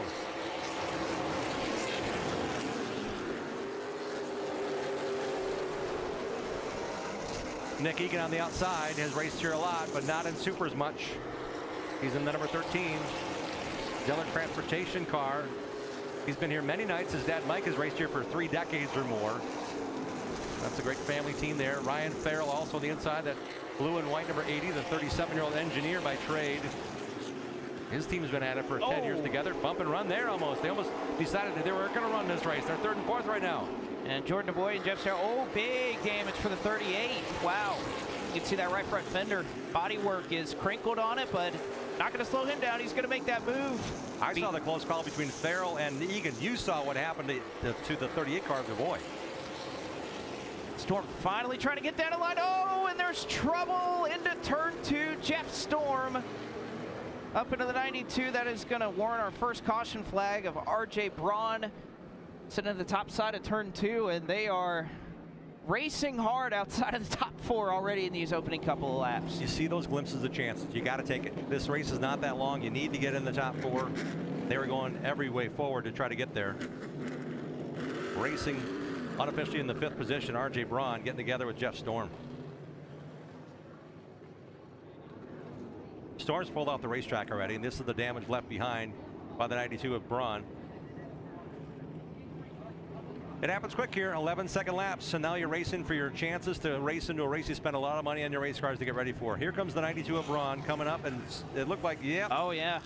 Jeff Storm tried to make an inside move, and Braun did not expect it. No, and not just the inside move. I think as he's cutting down there, even before he gets into the corner, there's a little bit of contact, I think, right. He might have squeezed just a little bit. Got squeezed up in the outside wall there for a second by Braun. And that's Bickle in the 45. We get nose damage. Yeah, you're right. Off of turn 4, it looks like maybe Storm got squeezed a little bit. And he wanted to go to the inside of Braun and just did not have enough room to make it happen. So early trouble, no switch amongst your top 4. The top 4 starters are still running in the top 4. We put a couple of laps down. I think Bob Dillner's got more from the pits. You know, here's the interesting thing about this race. Everybody wants to make the Slinger Nationals tonight. There's a lot of emotion on the line, but this track is treacherous right now.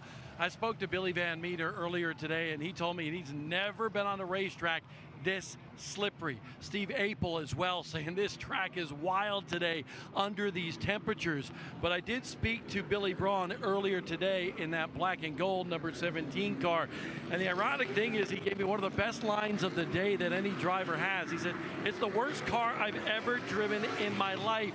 He said it's wicked loose, but really it's because of the track temperature and the hot and humid conditions today here in this part of Wisconsin. Yeah, that's a common theme we've heard throughout the last couple of days, thinking, oh yeah, well, when we get to race conditions, it's going to cool down. Well, this is race conditions. It's still 90 degrees, feeling 98. Can't imagine what that track temperature is right now. It's going to cool down throughout the course of the night, but this has been a real challenge for these drivers. And especially those, we talk about how important experience is here. You're hearing that from drivers that have been here for a very long time. Yeah, big time. Big time. Yeah. Van Meter never been here before. Steve Apel, 6-time champ, both saying the same thing.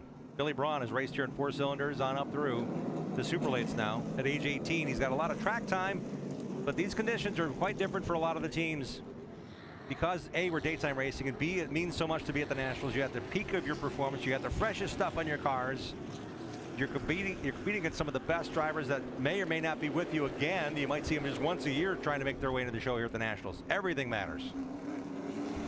Bernhagen and Apel now to decide it, coming back to the green flag in this 20-lapper. Oh, 30-lapper, excuse me. That was tough for Bickle with that restart right in the middle of the corner. It's so easy to spin your tires. When we talk about how slick this racetrack is, that kind of checks up a little bit of the inside lane. As Apel right now fighting hard on the top, and I think with the way the racetrack is right now, that top lane is going to be preferred almost in a way because, again, it's so loose to try and hold your car on the bottom right now. And Rich Bickle back there in the white number 45 on the inside. I thought he had a good run going, but he looks like he might be a bit. Oh, tags the back of the 13 of Nick Egan, trying to make his own groove here. Bickle going backwards with Egan. Out of the top 4 now for Egan. Braun not afraid to use that resin that was laid down before this weekend started and putting it to good use, trying to put the power down. To get by Braun is going to be able to do it off the corner. There goes Braun up to 5th. And how about Jordan DeVoy?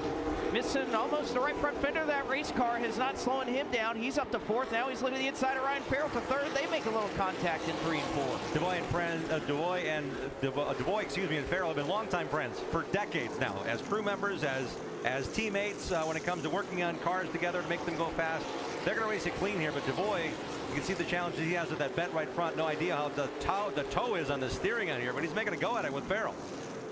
You know, sometimes you get damage to your race car, and it makes a big difference. It makes you go faster. Oh, man.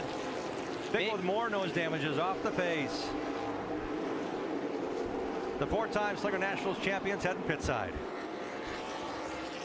A tough break there for Bickle. His bid to make the field here tonight is going to come to an end as Bernhagen looking to get back by Steve Apel for the top spot. He started first.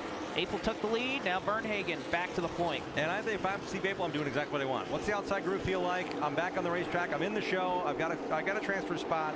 What can I learn with the track conditions right now for later?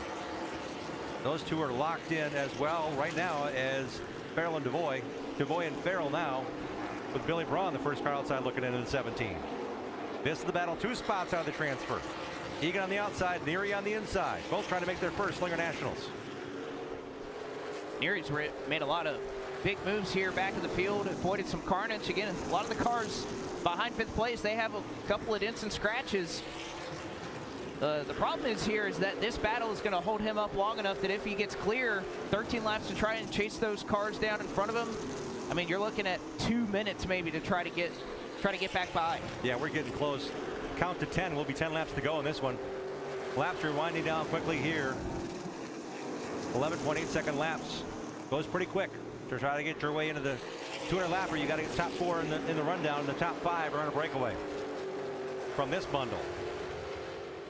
And that they are doing as the sand in the hourglass continues to wind down with this pack.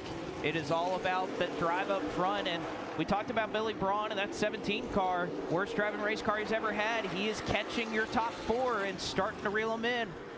Yeah, good job by Billy just to kind of overcome and get the car going. Unfortunately, by the time he gets ready to go, he's now in 5th, and he's got some fast cars ahead of him. This is his brother, R.J. Braun, in the 92. We saw the damage that he had in the only caution thus far in the race.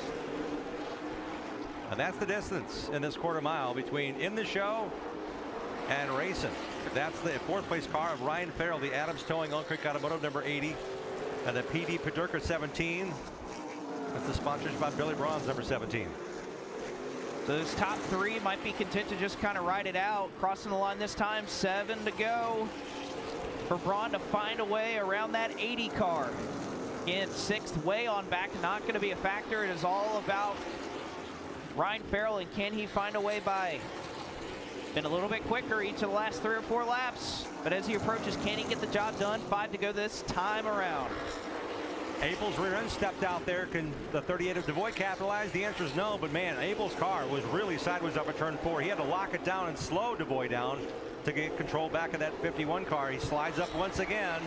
They know they're in the show. It's one more starting spot ahead of the other in the lineup for the 200, but man, it's a trouble situation for Abel here. That handling's going away quick. Big trouble. And Billy Braun is not too far behind him if he continues at this pace. No, Braun had a horrible 3 and 4. He lost a ton of ground, and that may be the saving grace for Steve Apel, who has fallen all the way back to that transfer spot in 4th.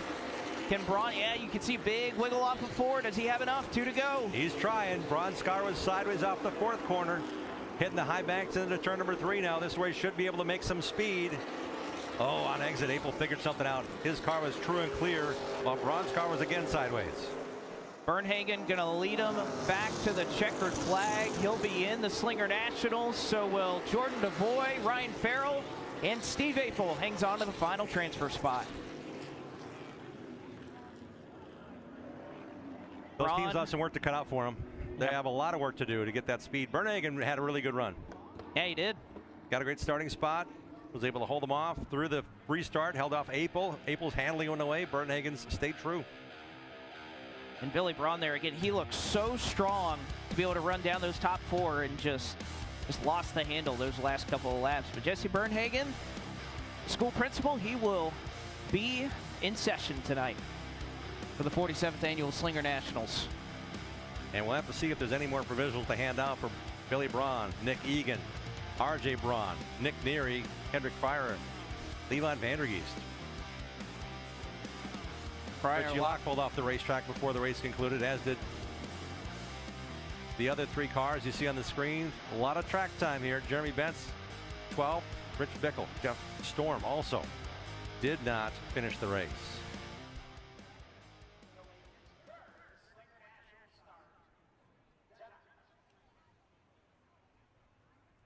As Jesse Bernhagen takes off the helmet momentarily, he stops on the front stretch, a tradition here right on the checkered flag start finish line, and that's where we find our Bob Dillner waiting to talk to our last chance race winner. Jesse Bernhagen doesn't even look like he broke a sweat during that last chance race. He smiles because he knows that's not true, but good run by Jesse. Hopefully learned something for the feature here, but the principal gets it done in the last chance race, if you will, for the Slinger Nationals. So I know you're not happy to be in that one, but how about winning it, and what did you learn? That makes us feel good. I know the car's loose, and I hope that we can fix that.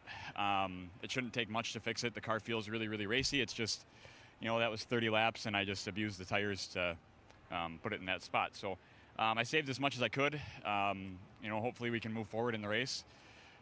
And all the nationals that we've started, it's always kind of been back here like this, and we just kind of stay out of the trouble and try to race for the second half. I've never seen temperatures like this. You talk about loose and maybe having to adjust. You would think maybe as the track fell upon nighttime here, maybe the track would tighten up a little bit. What do you think? It probably will, as the sun is still hot, and you know the track just sat and baked with no cars on it for a really long time. So I think that is going to play a factor in the big race. So maybe it plays into our advantage, right? If we can't touch the car, that's okay by me right now. We haven't done a whole lot to it all day. We just barely missed the show on time, and I mean, it's a stacked field of cars. It feels good to win this race alone. So It's the second win of our weekend. So we won the 30-lap feature in the Dells. So if the Nationals was 30 laps, I'd feel pretty good about it. Jesse Bernhagen. He's doing math like somebody that's in junior high right now. Jesse Bernhagen going to be going up to the victory lane stage here at Slinger Super Speedway as well to be interviewed by the track. But at least he's already thinking. He's like a teacher, right? Absolutely. And he's also making notes and computing. He's got his dad with him. He's got a couple of friends with him. They got some things to do in a quick order to get that car ready for the 200-lapper. Next up in this shoot, we see that the late models are ready to roll trackside before they get their turnaround into the world's fastest quarter mile. We're going to step away from our coverage here on FloRacing and come right back to Slinger Speedway in our coverage of the 47th annual Slinger Nationals.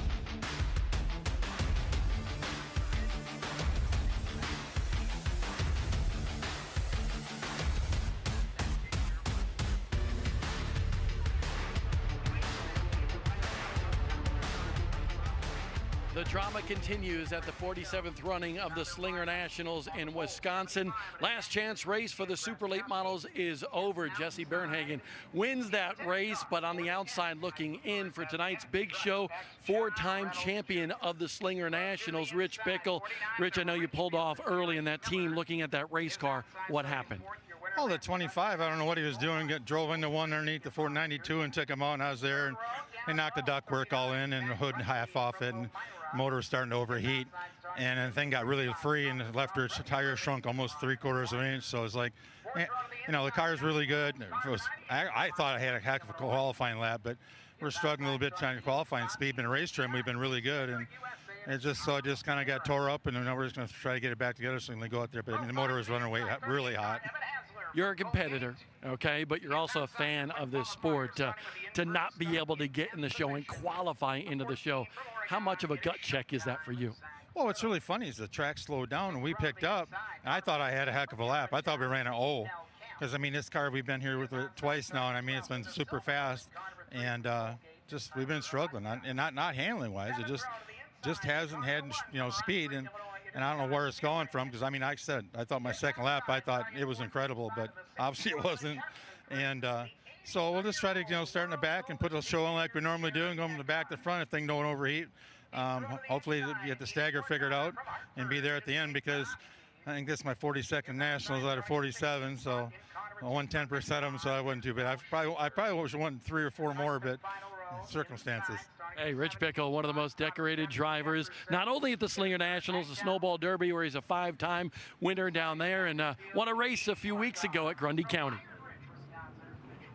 Tough break there for him, and you know, he brought up a great point, and you know, overheating something that can happen whenever you have damage, but especially in a race like this, those little bits of light contact that you may have over the course of a race, especially here at Slinger, with how hot it is, those little impacts seem to make a much bigger difference with how warm it is out here. Yeah, we got a clarification as well in the pits after the last chance race. Bob Dillner confirmed with the race officials that the last chance qualifying race tires were the ones the teams qualified on, and they must keep on their car for the 200-lap feature. So as Jesse Bernhagen talked about trying to save something, those tires have to go an additional 30 laps versus the rest of the competition to run 200 laps tonight. So as Steve April's car got really loose, perhaps he was just trying to cool off the